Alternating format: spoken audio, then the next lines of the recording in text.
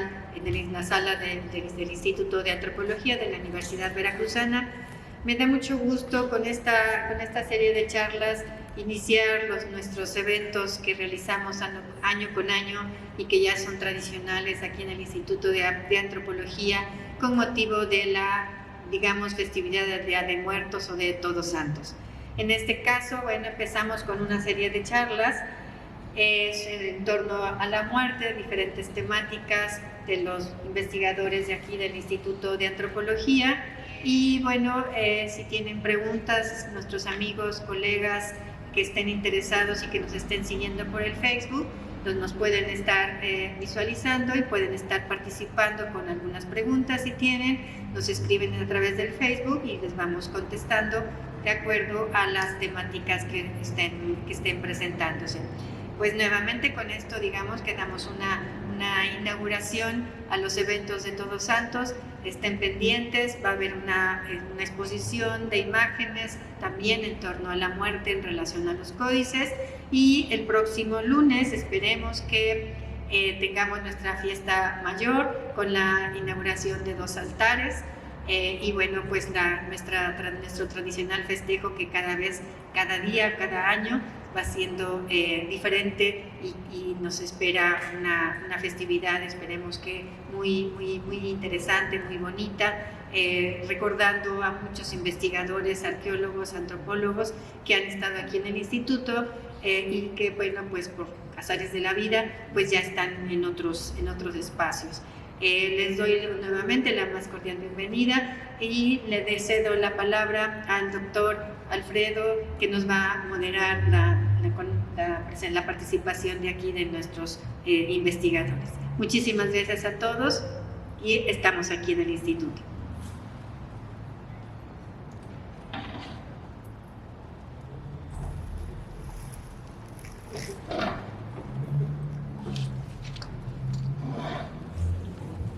Sí, buenas tardes. Es un gusto estar aquí en el Instituto de Antropología de la Universidad Veracruzana, sobre todo en estas fechas tan significativas. Todas las sociedades humanas desde tiempos remotos han pensado que existe una parte trascendente en los seres humanos, llámese alma, espíritu, ánima, y que hay que garantizar su tránsito al más allá.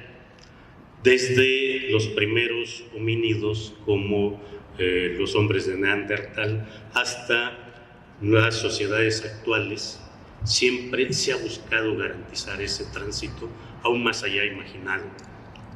México en este sentido se caracteriza por este culto a los muertos que ha tomado características especiales desde hace prácticamente miles de años con la cultura olmeca, que es una de la cultura madre de Mesoamérica, pero que se ha enriquecido también con la llegada de los conquistadores españoles y del contingente africano que llegan esclavizados también a lo que en aquellos años se llamaba la Nueva España.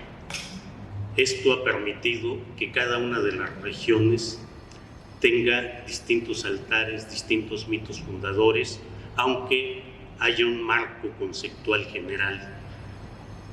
Por ello, es un gusto presentar a nuestros ponentes, porque nos van a hablar justamente de esa diversidad cultural que permea la costa veracruzana. Inicia con nosotros la doctora Sagrario Cruz Carretero, que es profesora investigadora de este Instituto de Antropología de la Universidad Veracruzana. Fue becaria del doctor Gonzalo Aguirre Beltrán, destacado antropólogo pionero de los estudios sobre la población negra en México, tema que estudió bajo su asesoría desde 1987. Ha recibido en 2 ocasiones el premio Gonzalo Aguirre Beltrán por su investigación histórica y etnográfica sobre la población de origen africano de Veracruz en 1990 y 2008. Ha sido autora, conferencista, curadora, profesora invitada en México y en el extranjero por su expertise sobre la presencia africana en México. Actualmente también es profesora de la Facultad de Antropología de la Universidad Veracruzana. Maestra. Muchas gracias. Muchas gracias. Agradezco mucho la presencia del doctor Alfredo como moderador y de mis compañeros aquí en la mesa y la atención de todos ustedes. Quiero hablarles hoy de rituales mortuorios y advocaciones marianas entre los afrodescendientes de Veracruz. Es decir, hablar de cuáles son estos ritos entre las comunidades afrodescendientes, porque se ha relacionado que los ritos mortuorios de la fiesta de muertos tiene una raigambre exclusivamente indígena y no es así. Vamos a ver que los rituales mortuorios o la disposición de los muertos existen en todas las culturas y desde tiempos ancestrales, pero hoy quiero hacer un énfasis muy particular entre las comunidades afrodescendientes de Veracruz, aunque voy a tocar algunos ejemplos de la Costa Chica, de Guerrero y Oaxaca. Bueno, quiero empezar hablando del culto a la muerte, que efectivamente tiene una raigambre prehispánica y que ha derivado no solamente en este culto a la muerte que ya todos conocemos con los altares tan luminosos y tan llenos de elementos culturales, y que los detentadores de este patrimonio cultural material e inmaterial los encontramos en todo México, pero fundamentalmente en las zonas donde hubo mayor densidad de población indígena. De hecho, se habla que en donde hubo menor densidad los altares son muy sencillos, y en las zonas donde hubo una mayor presencia de población afrodescendiente puede que ni siquiera haya altares, o los altares son sencillamente una mesa, una vela y la foto del difunto. Entonces, vemos que hay toda un culto desde la época prehispánica, pero también hay un culto en las diferentes culturas que llegaron desde tiempos coloniales, que tienen diferentes procedencias de origen africano, y que no podemos decir que sea un ritual africano, porque África es todo un continente, pero sí podemos identificar ciertos elementos particulares que destacan como no indígenas. Bueno, hay una idea de reencarnación en tiempos prehispánicos, y esta idea de reencarnación se va a compartir entre algunos grupos de origen africano. Esta idea de que se regresa del más allá, particularmente los bebés que murieron en edad temprana, que regresaban al mundo de los muertos y se resguardaban en el chichihuacuaco, que es este árbol de tetas que emanan leche. Y esto fue una creencia que se intentó borrar por parte de los misioneros, porque la creencia en la reencarnación es una creencia muy violenta para el mundo cristiano. Entonces, vamos a ver que esta creencia en la reencarnación se va a compartir entre algunos grupos de origen africano, pero no necesariamente solo en los bebés, sino que en toda la población que moría podía regresar a la tierra de origen y volver a nacer. De hecho, está muy en boga la terapia de constelaciones, que es esta creencia de que tú puedes sanar desde aquí a tu linaje, y que de alguna manera tú estás viniendo acá para sanar a todo tu línea ascendente, porque hay una conexión de ida y vuelta. Tenemos esta herencia europea en donde no se concibe la reencarnación. Sin embargo, sí hay una imagen de la muerte que hoy día ya no es promovida por la tradición católica, sobre todo a partir del surgimiento de la Santa Muerte, que esto no va a ser tema de mi plática, pero que surge de una imagen que es como Cristo vence a la muerte, y se presenta la imagen de la muerte en las iglesias, y a partir de allí, y también se asocia a San Pascualito, un santo que también vence a la muerte. Y de ahí se toma la imagen de la muerte como una advocación mariana, digamos. Se ha concebido que la Santa Muerte tiene y sigue el mismo culto, veneración y respeto que la guadalupana, pero en la versión descarnada, y que también se mezcla con tradiciones de origen afrocaribeño, afrobrasileño, porque los cultos y los rituales asociados a la Santa Muerte, las ofrendas, tienen mucho que ver cómo se les honra a estas deidades de origen africanas, como son los orishas. Bueno, la presencia africana en México, aceptada por historiadores y antropólogos, se da desde la conquista y la llegada con Hernán Cortés. Vamos a tener múltiples referencias de la presencia de estos africanos y afrodescendientes en códices, en documentos, en las mismas cartas de relación de Cortés. Aparecen múltiples menciones sobre los conquistadores negros, algunos libres, algunos esclavizados. Aquí puse el ejemplo en el Códice Florentino de Juan Garrido, que era el lugarteniente de Cortés. Era un negro africano, negro bozal, bueno, originalmente bozal, pero fue ladinizado, y que era un hombre de gran confianza de Cortés.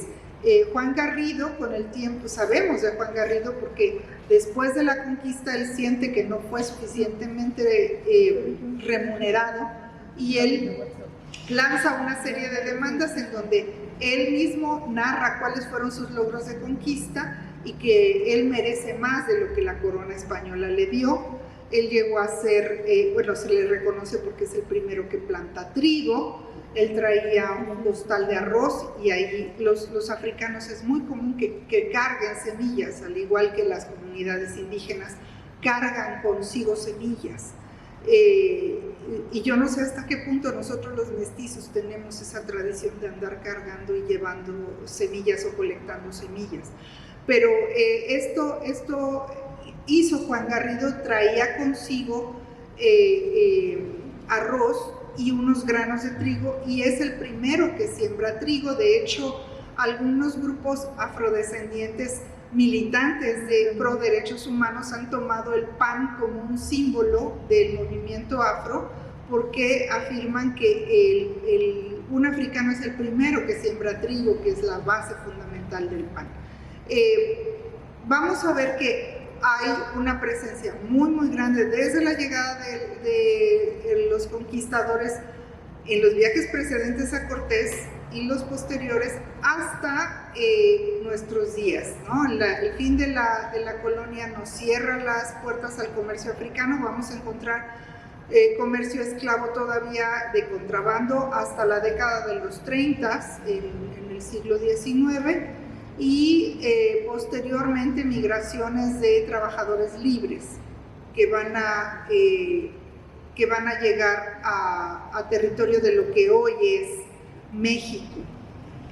¿Cuántos llegaron y de dónde vinieron? Bueno, realmente no sabemos el número de cuántos esclavizados llegaron, cuántos libres. Lo que sí sabemos es que su procedencia era africana y filipina. Hay una población melanésica, es decir, de piel oscura, de origen filipino, que llega vía la Nao de China, que es una ruta comercial que establece la corona española y que viajaba desde las Indias, bueno, de la India oriental, pasaba por Japón y tenía que subir, bueno, pasaba por Filipinas y tenía que subir a Japón para tomar la ruta oceánica que lo llevaba a California, y de ahí bordeaba por toda la costa pacífica hasta llegar a las costas jaliscienses y las costas guerrerenses, y ahí se vendían esta población de origen filipino de piel oscura que se conocieron como negros chinos. Y estos negros chinos eran parte de esta población esclavizada, y de ahí que venga el nombre de pelo chino, debido a estos esclavizados de origen filipino. Y también mucha mercancía que llegaba a través de la Nao de China, y por supuesto los negros de origen africano bozales. Bueno, ¿cuál es la relación con la muerte con estos esclavizados? Lo que en México casi no, de hecho no he encontrado ninguna narración de lo que se llama Middle Passage o viaje transatlántico o viaje transpacífico de estos esclavizados. En los Estados Unidos sí hay muchas narraciones del Middle Passage, de este viaje. Había muchos esclavizados que sabían leer y escribir, de origen islámico. Y en los Estados Unidos tenemos narraciones de lo que sucedía en el Middle Passage. De hecho, si ustedes conocen la película Amistad, dirigida por Steven Spielberg, es precisamente la narración de este pasaje transatlántico y lo que sucedía en el barco, cómo muchas veces echaban al mar a los esclavizados o los mismos esclavizados se suicidaban y que esto se convertía, lo que ellos decían en su propia lengua, la muerte bajo sus propios términos. Esta es una pintura muy ilustrativa que habla de la depresión de los esclavos en el Middle Passage. Es una pintura hecha por un autor norteamericano. Hay que considerar que la esclavitud fue abolida en los Estados Unidos hasta la década de los 60, en Cuba hasta la década de los 80, igualmente en Brasil, del siglo XIX. O sea, tenemos esclavitud hasta muy tardíamente y el comercio esclavo fue muy tardío. En México la primera declaración de abolición es 1810 y así de sucesivas declaraciones de abolición, por lo que vamos a encontrar narraciones del Middle Passage y su asociación con la depresión, suicidio y muerte hasta muy cercano al siglo XX. Entonces ahí vemos prácticas suicidas que, bueno, por depresión, pero también los esclavistas argumentaban que ellos decían, los esclavos que tomaban esa decisión, que iban a reencarnar. Bueno, la influencia africana ancestral, que tiene que ver con reencarnación y conexión con los ancestros. Vamos a ver que hay símbolos que se han secularizado, es decir, que han perdido esta relación con lo sagrado, que tiene que ver con lo ancestral, que es el ganado, los cuernos como símbolo de virilidad, fertilidad, masculinidad, y donde hay festividades con cuernos, o sea, de máscaras con cuernos, hay evidencia de una presencia africana. Y lo vamos a encontrar a lo largo de todas las Américas. Animales con cuernos, personajes con cuernos, como las diabladas, los diablos, las negradas, nos hablan de una presencia de origen africano ya velada o otra considerada indígena, por un desconocimiento de que la raigambre es de origen africano. Hay también rituales mortuorios. Por ejemplo, bueno, yo hice trabajo de campo en una región que se llama La Matamba, en las planicies inundables del centro de Veracruz, que está un triángulo africano maravilloso que está Mozambique, Cabo Verde y La Matamba. Y bueno, llegué allí porque unos arqueólogos me invitaron a hacer trabajo de campo etnográfico, porque en el contexto arqueológico indígena encontraron unos grilletes, es decir, unos grilletes esclavos, que desafortunadamente esos grilletes se perdieron. Y bueno, ahí está el sitio que les mencioné, Mozambique, Cabo Verde, y es un sitio cimarrón. Se encontraron armas enterradas en la parte baja de unas grandes higueras en donde originalmente se estableció esta comunidad. De hecho, el nombre del ejido originalmente era Higuera de las Raíces y ya se dividió en dos comunidades. Bueno, en varias comunidades se concentró la población en la década de los 30 para proveer servicios, y una de ellas fue La Matamba y otra Las Iguanas. El sitio fue establecido alrededor de grandes higueras en La Matamba, y Matamba en suajili significa arboleda. La creencia de que podían regresar a África a través de los árboles, vamos a verla en muchas comunidades con población africana y afrodescendiente que plantaban grandes árboles en el centro de las comunidades. Y yo estoy segura que ustedes conocen muchas comunidades en donde en el centro, en la plaza central, hay un gran árbol, porque este árbol se convierte en una especie de cordón umbilical directo para África. Entonces el regreso a África, al terruño, se hacía a través de los árboles. De hecho, los rituales mortuorios en estas comunidades negras se hacen debajo de estas grandes higueras. El ataúd va destapado y ya cuando se llega a estos árboles se tapa el ataúd. y se golpea para que el muerto no regrese. Le dan a entender que el alma tiene que irse. No hay una explicación explícita de que se va a través del árbol, pero para mí fue muy significativo que el ritual mortuorio de cerrar el ataúd fuera debajo de las higueras, ¿no? Y también se hace la práctica antes de llevarlo al panteón de recoger los pasos, que esta es una práctica que también adoptaron los indígenas de la región de Tabasco, en donde hubo Tabasco y Veracruz, que tienen la práctica de recoger los pasos, que implica volver a las casas donde habitó el difunto para que no deje nada atrás. De hecho, lo único que se pueden regresar del panteón son las cuerdas con las que bajan el ataúd. Hay una creencia de que en estas heridas de los árboles, cuando cortas una rama que parece una vagina, es por donde entran las almas para regresar a África. Este regreso a África, estas heridas se llaman mutumbu en Swahili, y de ahí viene la raíz de Mozomboa, Mozambique, Mozombo, que son las raíces de algunas comunidades e incluso grupos de origen africano, grupos étnicos de África.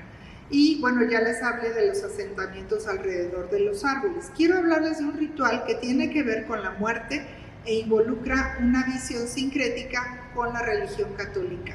Es el levantamiento a los pies de la Virgen con la advocación de la Virgen María de la O. María de la O es una advocación poco conocida. Es una virgen sevillana del barrio de Triana. Me quedan 5 minutos, gracias. Este ritual se hace cuando las personas tienen larga agonía en la comunidad de la Matamba, precisamente. Y esto se debe, según la creencia de las personas, porque quien practica brujería, que regularmente son las mujeres, van a tener una larga agonía. Como es una práctica non santa, como castigo van a tener una larga agonía. También son mujeres que se transforman en animales. Esta creencia de transformación en animales, que en el mundo indígena se les llama nahuales, es una práctica en común con muchas comunidades de origen africano. La capacidad de transformarse de hombres a animales, y lo vamos a ver narrado en algunos sones jarochos, ¿no? Como el toro Sacamandú, la hacienda del Ahorcón. Hay una vaca ligera que vende don José Julián Rivera, ¿no? Que habla de esta capacidad de las mujeres brujas de transformarse en vacas o en guajolotes. El mismo son de la bruja habla de esto, ¿no? O a veces en sopilotes. Y estas mujeres brujas tienen la capacidad de chupar a los hombres, que no tiene nada que ver con sexo oral, sino con chupar la energía sexual. De chupar la voluntad incluso, que se enamoren de ellas, y que esto habla también el son de la bruja. ¿Cómo se les combate? Con una práctica que va a ser parecida en algunas regiones del Caribe insular. Aquí en la Matamba, en la región de la Matamba y las Iguanas, se riega mostaza bendita. Esta práctica se hace bendiciéndola de manera oculta en las misas de los domingos. Y en el Caribe se ponen tiras de papel, tiras de periódico. ¿Qué pasa? Tú riegas la mostaza bendita alrededor de tu casa, y cuando llega la bruja no se puede ir a su casa y transformarse nuevamente en ser humano hasta que recoja y cuente todos los granos de mostaza, y en el Caribe hasta que cuente todas las letras del papel periódico. Esta advocación mariana de la Virgen de la O originalmente fue establecida en la capilla de la hacienda de Cuyucuenda, una hacienda que, según se afirma, está desde el siglo XVI. Lo que yo encontré es que está desde el siglo XVIII. Ya a lo mejor el doctor Alfredo nos puede decir qué sabe sobre la hacienda de Cuyucuenda. Pero es una advocación mariana que muchos afrodescendientes usan para rituales de sanación. La Virgen de María de la O es una virgen embarazada. Es una virgen, la famosa O que aparece ahí es de Odas. Se le alaba porque ya va a dar a luz. Se festeja el 18 de diciembre. Y Y bueno, esta hacienda está en una zona originalmente indígena que fue despoblada por las pandemias y repoblada por afrodescendientes. Sin embargo, hay muchos rasgos aún indígenas en la región. Es la zona de Ignacio de la Llave, la zona de Remojadas, arqueológicamente es la zona cultural de Remojadas, y pertenece al municipio de Ignacio de la Llave y la zona de Tlaliscoya, y fue parte del Marquesado del Valle. Y bueno, hay fiestas en honor de la Virgen de la O, y el levantamiento a los pies de la Virgen se hace con la imagen de la Virgen de la O, y es un padrinazgo, se busca padrinos para limpiar al enfermo o enferma, y se encomiendan a la Virgen de la O. Si sanan, las personas que limpiaron son los padrinos, y si muere, son padrinos de cruz. Bueno, hay también una fiesta que es la fiesta de los Judas de Semana Santa, que se practica en la zona de Yangacuitláhuac, y esto originalmente es una fiesta que tiene que ver con Semana Santa, pero se rinde culto a los muertos. Entonces vamos a ver esta disonancia de fiestas, una fiesta en honor a la muerte y pasión de Cristo, y se festeja a los muertos. El Chantolo es esta diapositiva la metí mal. Bueno, el Chantolo es otra fiesta carnavalesca disonante que debería de ser un ritual de veneración y respeto, y se convierte en una fiesta carnavalesca. Y tiene muchas características similares con la fiesta de los diablos de Costa Chica. En música, zapateado para despertar las almas, como los diablos de Costa Chica, y es una fiesta carnavalesca con máscaras para engañar a la muerte, para que no te lleve. Las máscaras de los diablos es para espantar a la muerte, para que no te lleve. Y bueno, el culto a los muertos entre los Judas, que se hace en Semana Santa, y que aquí no se zapatea, pero se toca el tambor. Es de las pocas fiestas donde se conservó la percusión afro. Regularmente no hay toque de tambor como lo encontramos en el Caribe, y esta es el disfraz de los Judas, que es muy fálico y que recuerda los cuernos de las máscaras que les presenté. Los cuernos de los Judas son penes con testículos, y que son fiestas fálicas de color rojo asociados a muchos orishas como Changó, y que tienen precisamente, es una fiesta de fertilidad, virilidad, masculinidad, y de ya sincretizada con muchos elementos de origen cristiano. Muchas gracias.